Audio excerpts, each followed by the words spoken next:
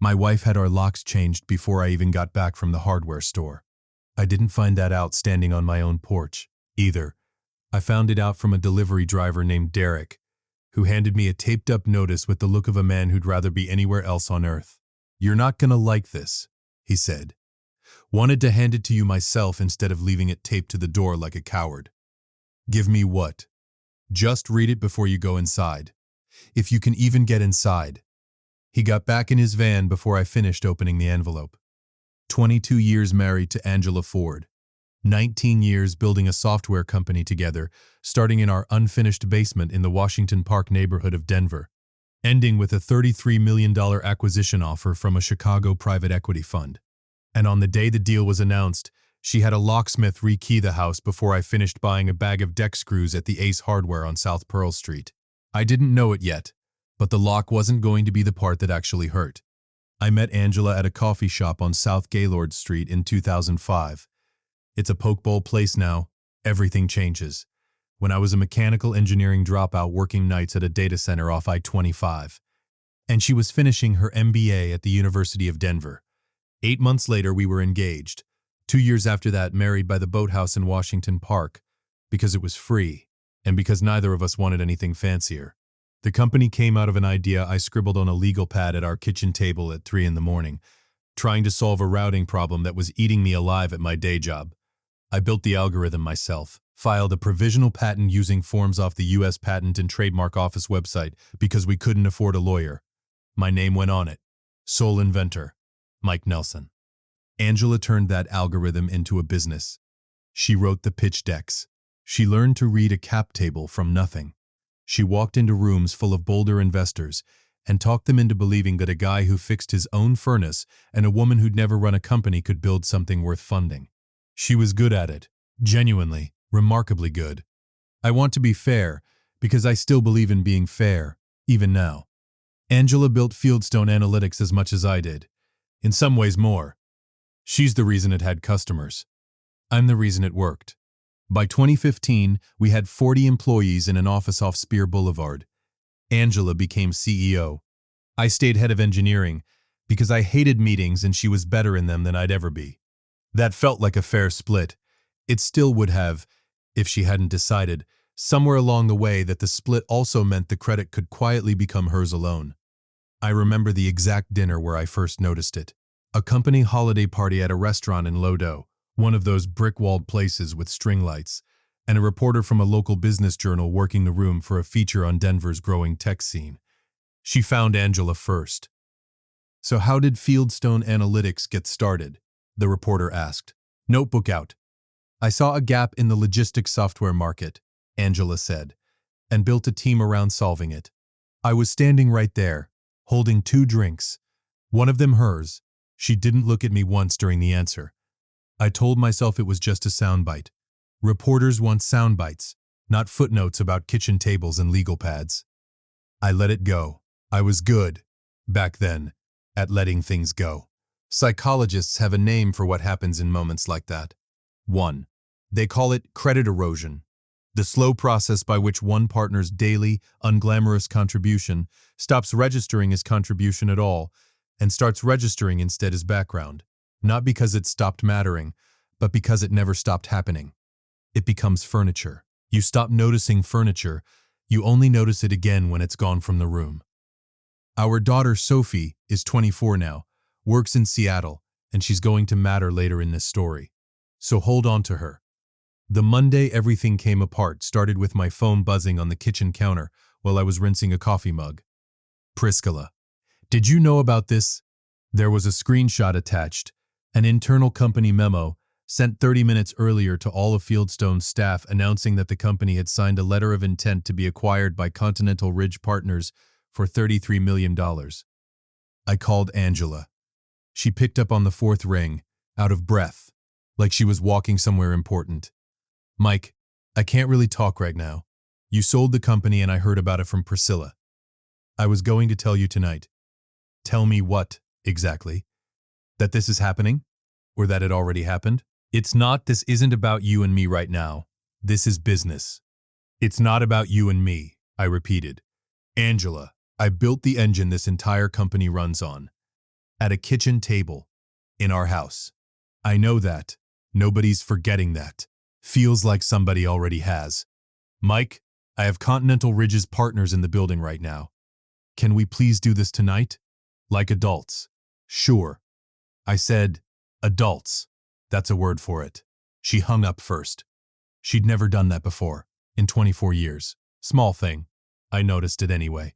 2 days later, on a Wednesday, Continental Ridge sent their due diligence team into the Fieldstone offices. 3 lawyers and an associate, sharp suits that made Denver casual look like a costume. Priscilla texted me a play-by-play through most of it, half out of loyalty to me, half because she was rattled watching it happen. Priscilla. They're pulling everything. Cap table, every employment agreement, every patent filing, org charts going back to 2007. Priscilla. Angela's practically living in the conference room. Me. Did they say anything about the IP specifically? Priscilla. Just that IP title verification is on their checklist for next week. Why should I be worried about something? Me. Not yet. I didn't know at that point how true that answer actually was. By Friday, 3 days after the announcement, Angela came home and sat down across from me at our own kitchen table. The same wood grain I used to sketch algorithms on, and told me she wanted a divorce, effective immediately. I already talked to a family law attorney, she said, about an accelerated separation, given the transaction timeline. The transaction timeline. Mike, the deal needs clean corporate optics. A messy divorce filing mid-acquisition looks bad to Continental Ridge's board. I need you out by the weekend. You're divorcing me for optics. I'm divorcing you because we haven't been a real marriage in years, and you know it. The timing just happens to matter right now. Which part haven't we been real about? Exactly. The part where I built the product, or the part where I kept my mouth shut while you told a reporter you built the company alone? That landed. I watched it land. She didn't have an answer ready for it, which almost never happened with Angela. That's not fair, she said finally. Neither is a locksmith showing up before I've even packed a bag. Nobody's changed any locks, Mike. Don't be dramatic. We'll see, I said, and I meant it more as an exit line than a prediction. I didn't know yet how right I was about to be. I need an answer tonight. Are you going to make this difficult, or are you going to be reasonable? I'll be out Saturday, I said.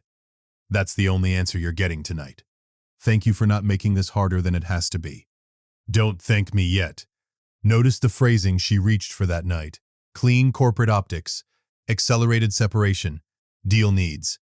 Not, I don't love you anymore. Not even, I want out. Language that reframes a person as a liability to be managed instead of a human being to be reckoned with.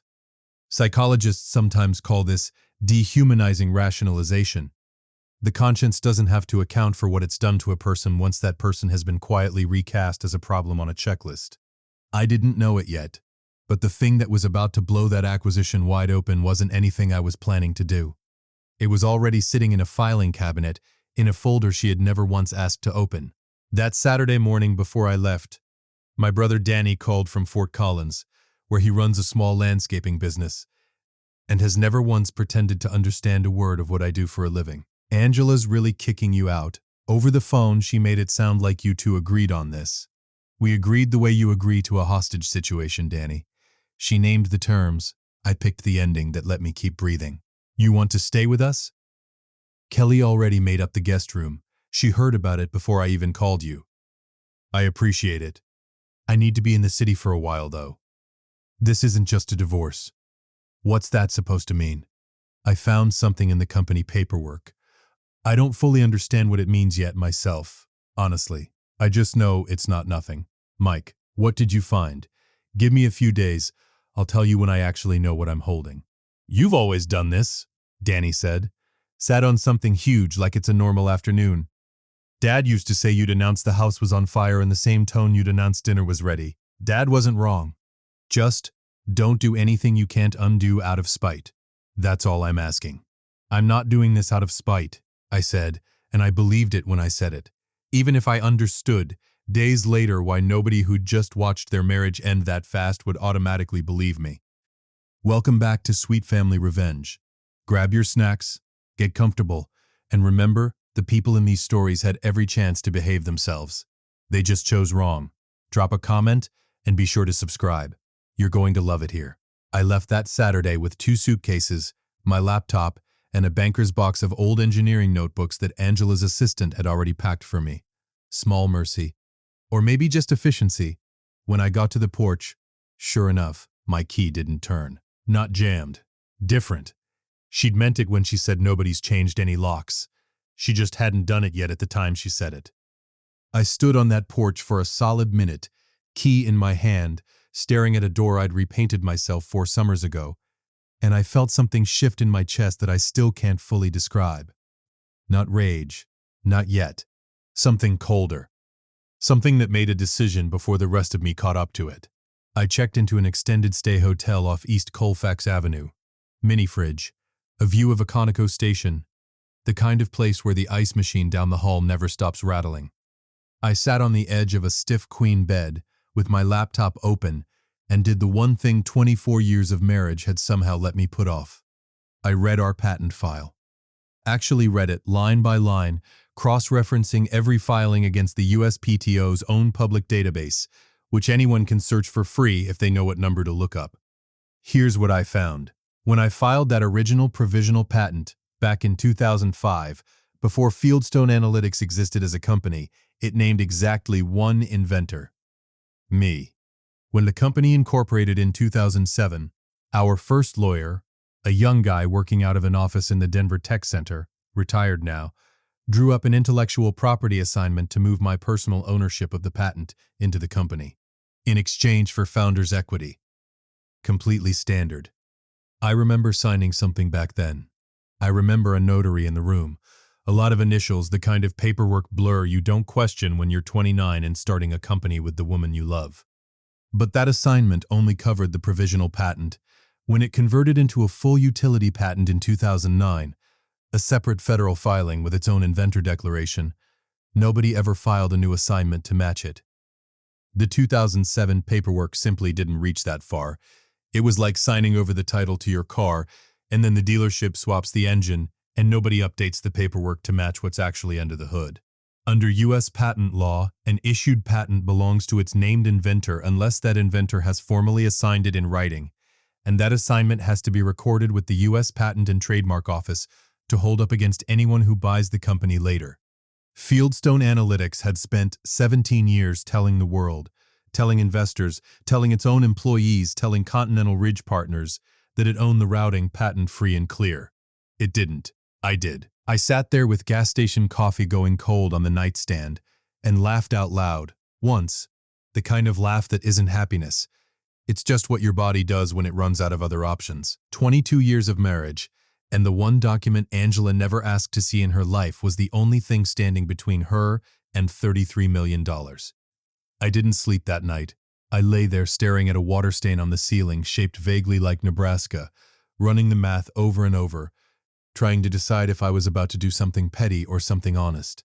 By sunrise, I still hadn't fully decided, but I'd decided enough to make a phone call. I didn't call a divorce lawyer first. I called a patent attorney named Thomas Adams, whose office sits in a converted warehouse in the Rhino Art District.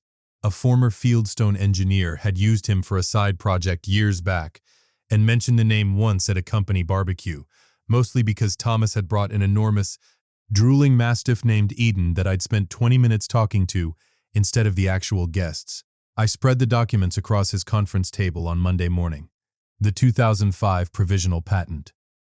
The incomplete 2007 assignment.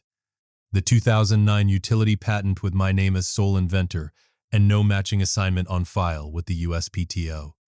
Thomas went quiet, flipping pages slower and slower. "Walk me through this again," he said. "You filed the provisional yourself. Before the company existed."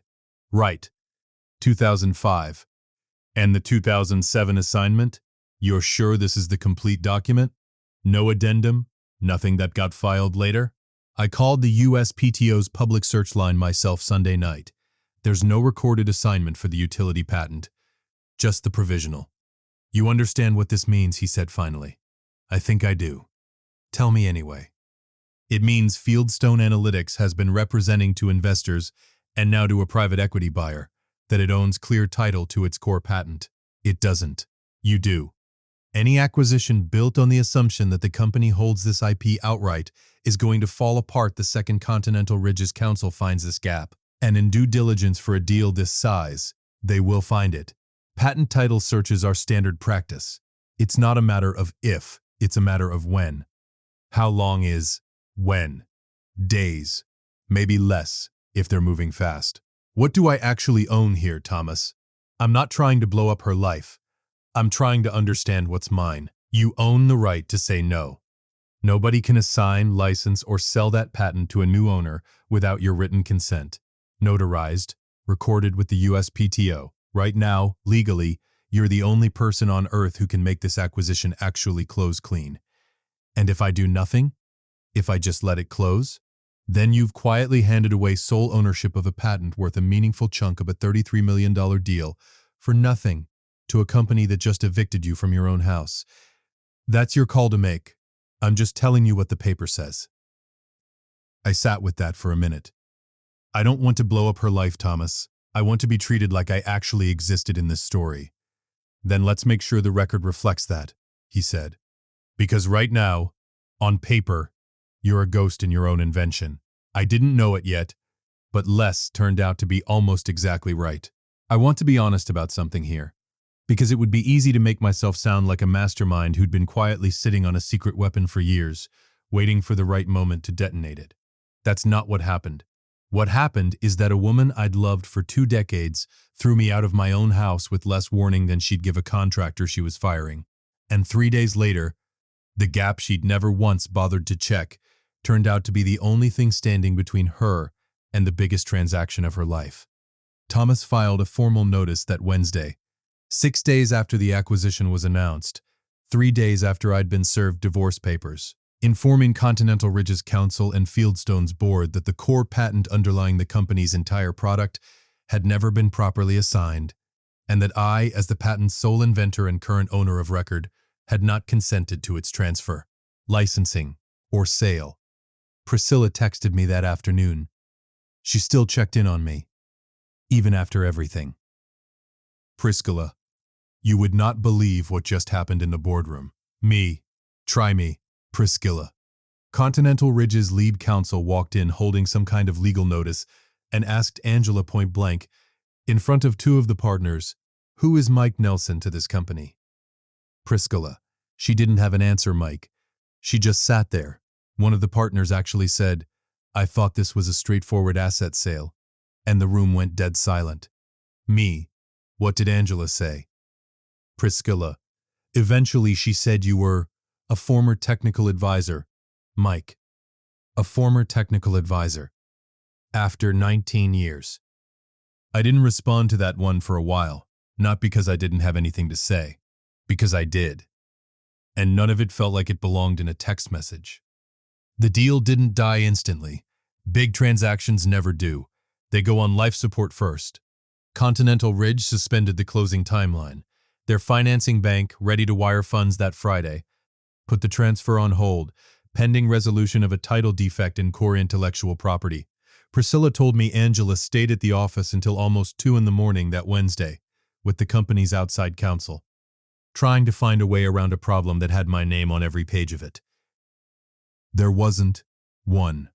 Before Angela ever called, Continental Ridge's lead counsel, a clipped, precise woman named Elaine Foster, who'd flown in from Chicago for a closing that no longer had a date, called Thomas directly and asked to loop me in on a short conference call. Thomas patched me in from his office speakerphone. Mr. Nelson, I want to be straightforward with you, Foster said. My client has no interest in a protracted title fight. We evaluate hundreds of deals a year. When we find a defect like this, our only real question is how fast it can be cured, and at what price, before we decide whether to keep going or walk. That's fair, I said. I'm not trying to make this complicated. I want the record to reflect what's actually true, and I want to be compensated like someone who's actually true reflects. Understood. I'll say this much, because I think it helps you understand your own position. My due diligence team flagged this kind of gap as a top 5 risk category before we ever sent anyone to Denver. We see it more than you'd think. In companies run by a founding couple, one spouse handles the technical side, one handles the business side, and somewhere in the middle, the actual legal housekeeping falls through the cracks. It happens because people trust each other, which is, frankly, exactly why it's dangerous. So what happens if I don't sign anything at all? Then Continental Ridge walks, effective immediately, and Fieldstone Analytics keeps a patent that a court could later invalidate the company's claim to, indefinitely. That's not a threat, Mr. Nelson. That's just what a title defect this clean does to a deal this size. I'd encourage you and Mrs. Ford's team to resolve it quickly. Every week this drags is a week our financing terms get more expensive for everyone, including, eventually, you. She hung up without much more than that. Thomas looked at me across his desk after the line clicked off. She's not wrong, and she's not bluffing, he said. Foster doesn't waste breath on people she isn't taking seriously. You should feel good about that, actually. It means she's already told her own client you're not a problem that gets solved with a cheap check. I don't feel good about any of this, Thomas. I feel like I'm dismantling my own marriage with a crowbar. You didn't build the crowbar, Mike. You just finally picked it up. There's a phrase for what happened between Angela and me over those 17 years, the trust that let a filing gap sit unnoticed for almost 2 decades. Family business researchers call it institutional blindness in intimate partnerships. When two people who love each other also run something together, they tend to stop verifying each other's work the way they'd verify a stranger's. Trust becomes a substitute for oversight. It usually costs nothing. Once in a great while, it costs $33 million. She called me the following Friday, exactly 1 week after telling me to be out of the house by the weekend. We need to talk, she said. In person. This is serious, Mike. I'm aware. I read the patent filings. Did you? Silence. A long one. It told me everything I needed to know. That in 19 years of running that company, my wife had never once looked at the single document that determined who actually owned the thing she was about to sell. There wasn't a reason to, she said finally. I trusted our lawyer handled it back in 2007. He handled half of it. Nobody ever finished the other half. And nobody ever asked me, because nobody thought they needed to. Are you doing this to punish me? I'm not doing anything, Angela. I'm just the only person who actually read the paperwork. This is going to cost me the whole deal, Mike. Do you understand that? 19 years of work gone because of a filing gap from 2009. 19 years of our work, I said. And it's not gone. It's just no longer free. Meaning what? Meaning I'll see you tomorrow. Bring your lawyer. I'll bring mine. Fine, she said, and hung up. No goodbye this time either. We met at a diner on South Broadway, not our old place. I couldn't have done that to either of us. A newer spot with a good pie case and mediocre coffee. Angela looked like she hadn't slept in 2 days, because she probably hadn't. You could have told me, she said, sliding into the booth, instead of blowing up the whole deal out of nowhere. You could have told me, I said, is a strange thing to hear from the woman who had my locks changed while I was buying deck screws. She didn't answer that. She just stared at the menu she wasn't going to order from. I'm not trying to destroy anything you built, I said. I helped build it too, in case that slipped your mind. I'm trying to get a straight answer about what's actually mine, after 19 years of assuming somebody else was keeping track. What do you want, Mike?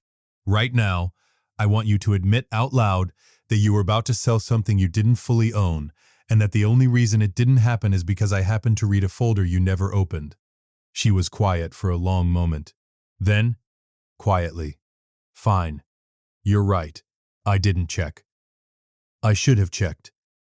Thank you, I said. That's the first honest thing you've said to me in about 3 weeks.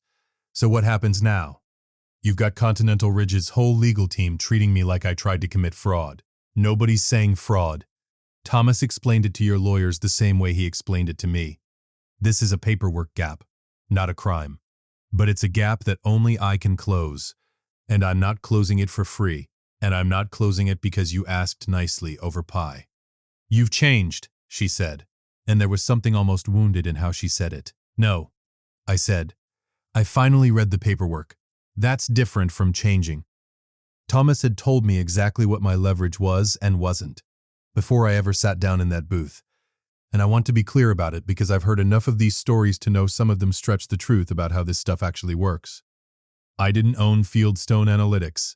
I didn't get to walk in and demand the whole 33 million. What I owned was the patent the entire product was built on. And under federal law, that gave me the right to refuse assignment, license it elsewhere instead, or negotiate fair compensation for transferring it as part of the sale. Continental Ridge's counsel had already made it very clear to Angela's team. The deal would not close without a clean, notarized assignment from me, with no ambiguity a future buyer could ever pick apart again. That gave me exactly one thing: not revenge, leverage. And for the first time in almost 20 years, a seat back at the table I'd built with my own hands and then let myself get quietly pushed away from. The negotiation took 11 days. I want to walk through it honestly, because the version where I show up and demand half of everything and get it by lunchtime would make a better highlight reel. But it isn't what happened, and I promised myself I'd tell this one straight. Angela's first offer, delivered through her attorney, was $200,000 for a voluntary and immediate assignment, framed as a courtesy given our marriage. Thomas read it to me over speakerphone and actually laughed. "That's an insult wearing a business suit," he said. "The patent is the deal, Mike. Without it, there's no $33 million. Without it, Continental Ridge walks away entirely. You're not a formality in this transaction. You're the reason there's anything to sell. So what do we counter with? Something that reflects what you actually are. Co-inventor of record. Not a footnote," we countered. "I never asked for half the acquisition price. Half of $33 million wouldn't have reflected what I'd actually contributed relative to what Angela and the team built around the technology once I'd handed it to them. What I asked for was 3 things: formal recognition as co-inventor of record on the patent, alongside 2 former engineers whose routing improvements over the years genuinely deserved credit they'd never gotten, a clean assignment of my ownership stake to Continental Ridge in exchange for $6 million, and a small ongoing royalty on the technology's use, structured to pay out over the remaining life of the patent instead of vanishing the moment the deal closed. Angela's lawyers fought it for 4 days. "This is extortion," her attorney said on one call, and I remember Thomas's voice going flat and calm in a way I'd come to recognize as his warning shot. "It's federal patent law," Thomas said. "My client is the sole legal owner of the asset your client's company has spent 17 years claiming as its own without ever completing the paperwork. Call it whatever helps you sleep. The number stands. $6 million is not a courtesy figure, counselor. It's not meant to be a courtesy. It's meant to be fair market value for what he's giving up, plus compensation for 19 years your client spent building a company on an asset she never fully owned. If you'd like to explain to Continental Ridge why the deal collapsed over a $200,000 lowball, that's certainly your right. They came back at $3 million on day 6. We held at 6. They came back at 4.5 on day 8, with a smaller royalty attached, trying to trade one number for the other. Thomas wouldn't let me take it. Hold the line, he told me. Every day they negotiate instead of walking is a day that tells you Continental Ridge needs this deal more than they're letting on. Desperation runs both directions in a negotiation, Mike. Right now, it's running toward them. On day 10, Angela called me directly, skipping the lawyers for the first time. Can we just talk? No attorneys on the line for 5 minutes. I'm listening. I'm not fighting you because I think you're wrong about the patent, she said. I'm fighting because agreeing to your number means admitting in writing that I ran a company for 19 years and never once checked whether it actually owned its own core technology. That's humiliating, Mike. Professionally. Personally. All of it. I know, I said, and I meant it, but it's true whether you sign or not. The only thing signing changes is whether the company survives the correction with its acquisition intact or whether it doesn't. You could have just let it close and said nothing.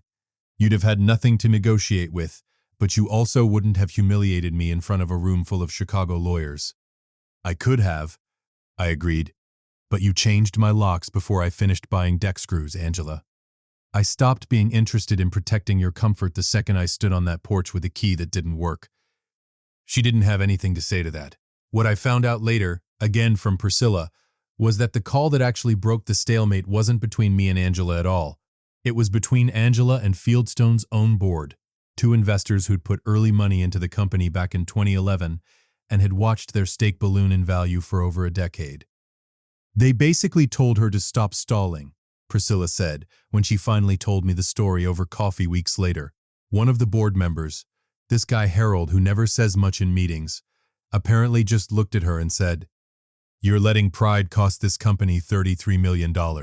Sign whatever the man is asking for, and let's close this deal before Continental Ridge finds a reason to walk on their own." That had to sting. She didn't say a word the rest of the meeting. Just nodded. 2 days after that board meeting, her lawyers accepted the $6 million and the royalty structure essentially unchanged from what Thomas and I had proposed on day one. We signed on a Tuesday, 2 weeks after a confused delivery driver had handed me an eviction notice on my own front step. Thomas sat beside me. Angela's attorney sat beside her. Angela and I barely spoke, beyond what the paperwork required. "You really weren't planning this," she said quietly, while the notary organized her stamps. It wasn't a question. "No," I said. "I was planning to grill something on the back deck and go to bed early. You're the one who moved the furniture around." At one point, signing the assignment page, my hand actually shook a little. Not from fear, from the strange, specific weight of watching something I'd sketched on a legal pad in 2005 become on paper officially and permanently mine. In a way it had somehow never quite been while I was married to the person running the company built on top of it. The deal closed 9 days later. $33 million, minus my settlement, minus fees, moved into accounts that no longer had anything to do with me. Angela kept the house. I didn't fight her for it. I'd never wanted the house nearly as much as I wanted to matter. And by the time this whole thing wrapped up, I finally did, in the one column that had always mattered to me most, the one with my actual name on it. Sophie flew home from Seattle while everything was finalizing. We sat at that same diner on South Broadway. I go there a lot now, honestly. The pie's grown on me. And she asked me a question I wasn't ready for. "Are you happy, Dad?" I thought about it longer than the question probably deserved. "I'm not happy your mom and I are done," I said. I loved her. Some part of me probably still does, the way you love a house you used to live in. But I'm not going to pretend I'm sorry I stopped letting myself disappear inside something I helped build with my own 2 hands. That part, I'm proud of. "For what it's worth," Sophie said, "I always knew the algorithm was yours. Mom used to say it in interviews like it came out of nowhere. I remember watching you build it. I was 7. You let me hold the soldering iron once and Mom nearly had a heart attack. She still doesn't know I let you do that twice." "Dad." "What? You didn't burn anything. That time." Sophie laughed. The first real laugh either of us had managed in weeks. And reached across the table, putting her hand over mine. "Can I ask you something else?" Sophie said. "Do you regret not checking the paperwork sooner? Like, years ago?" "Every day. A little. But if I'd checked it years ago and fixed it quietly, none of this would have forced the conversation your mother and I clearly needed to have. Sometimes the crack in the foundation is the only thing that gets anybody to finally look at the house." That's annoyingly wise for a guy who once tried to fix our dishwasher with a butter knife. That dishwasher worked for another 6 years after that, for the record. "I always wondered why you never fought harder for credit," she said. "At the office, in interviews. All those years. Honestly, I never thought I needed to. I figured the work would speak for itself, eventually. Took your mother selling the company out from under both of us to teach me that sometimes the work needs a signature attached to it, or somebody else's name ends up on the whole story." "So what now?" "Now," I said, "I get to build something with my name on it from the start. No confusion required. I used the settlement to start something I'd wanted since I was 26, and too broke to consider it. A small engineering consulting firm, just me and 2 contractors, out of a rented office in the Baker neighborhood, 3 miles from the house Angela kept. We solve routing and logistics problems for companies too small to ever land on Continental Ridge's radar. I like the work. I like that every contract has my name on it clearly, with no ambiguity anybody would ever need a patent attorney to untangle years down the line." Priscilla left Fieldstone about 4 months after the deal closed and came to work for me instead. Her first week we were unpacking boxes in the new office in the Baker neighborhood, and she said something that stopped me mid-motion, holding a stack of file folders. "I have to tell you something, and I need you to not hate me for it." That's a strange way to start a Monday. I found the assignment gap 18 months before you did, Mike. During a records cleanup, back when I was still in operations. I pulled the old incorporation file for an unrelated audit and noticed the 2009 filing didn't have a matching assignment. I knew exactly what it meant. I set the folders down slowly. You knew this whole time. I sat on it, she said. I'm not proud of that. Angela had passed me over for the VP role twice, promised me an equity refresh both times, and quietly let it lapse both times. I told myself I was being loyal by staying quiet. The truth is, I was waiting. I didn't know for what exactly, until the acquisition got announced and I realized if this deal ever actually tried to close, that gap wasn't going away on its own. So I sent you that screenshot the second the internal memo went out. Faster than I needed to, if I'm honest. I wanted you looking at the paperwork before anybody had time to think about closing anything quietly. I stood there for a long moment, running the timeline back through my head. The text that started all of it, the play-by-play updates through due diligence week, all of it recast in a different light. Priscilla hadn't just been a friend feeding me information out of loyalty. She'd been the one who'd loaded the gun, more than a year before I ever picked it up, and waited for the moment it would matter most to hand it to me. Are you angry? She asked. I'm trying to figure out if I should be. You didn't lie to me. You just let me think I found something on my own that you'd already been sitting on. Would it have changed anything?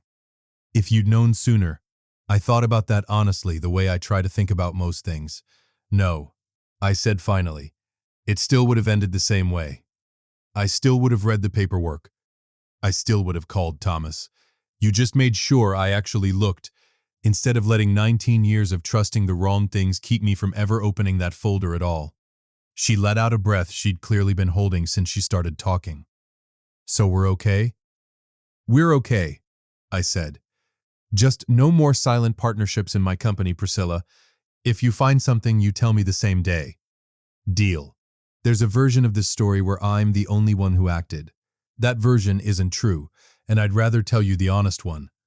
What actually happened is that two people who'd both been quietly overlooked by the same company in different ways, for different reasons, ended up handing each other exactly what the other one needed at exactly the right moment. She gave me the nudge to look, and I turned out to be the one with the standing to actually do something once I did. Neither of us planned it that way. It just turned out that way. Psychologists studying long-term recovery after a major betrayal describe something they call post-adversity recalibration, not simply bouncing back to where you were before the damage, but arriving somewhere genuinely new, with a clearer sense of what you're actually worth and who's actually been standing beside you the whole time, even quietly, even from a distance. Angela and I finalized the divorce 2 months after the acquisition closed. Priscilla told me Continental Ridge kept her on as an advisor through the transition, then quietly let the arrangement lapse once it ended. I don't know what she's doing these days. I've stopped checking. I didn't know it yet, sitting in that hotel room off Colfax Avenue with a stiff mattress and a Conoco sign glowing through the blinds. But the woman who threw me out because I'd become an inconvenience was about to learn something I'd known all along and never once thought to use as a weapon. You can build an entire company around a person, sell it for millions of dollars, and change every lock in the house, and still not be able to erase a name from a federal patent filing just because you've stopped wanting to see it there. Some signatures don't come off that easily. If you like this story, join our community by hitting that like button and subscribing for more family-centered accounts like this.